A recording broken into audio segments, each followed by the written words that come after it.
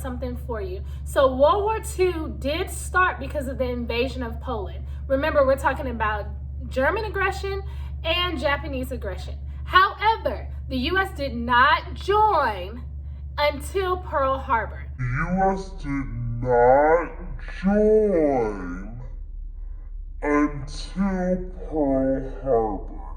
Okay, so let's rewind. Let's bring it back. Let's clarify this whole U.S. declares war.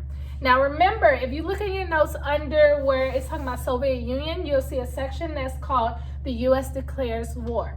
In that section, it shows that we are practicing, isolationism.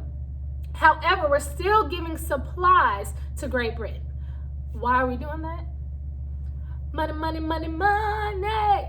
Okay, so we're practicing isolationism, but we're still needing money to fund our economy. And the best way to do it is they're at war, so they need supplies. We need money. So one thing leads to another, we're gonna ship to them.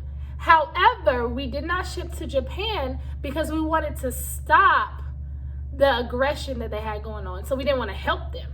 So of course, Japan got in its feelings and was like, word? Like, you don't want to ship to us? You don't want to give us the natural resources that we need to be great and take over all this area over here? Fine, boom, bam, here we go. So that's when Japan decided to drop bombs on our naval base. Where was our naval base? Well, it was in Hawaii. The devastation in Pearl Harbor immediately threw up a red flag, and we was like, we can't go out like this. So it canceled our policy of isolationism, and unfortunately, FDR said, you know what? It's time for war. And that's how we got involved into World War II. So again, just a quick recap. World War II started because of the invasion of Poland. The U.S. did not join World War II until Pearl Harbor.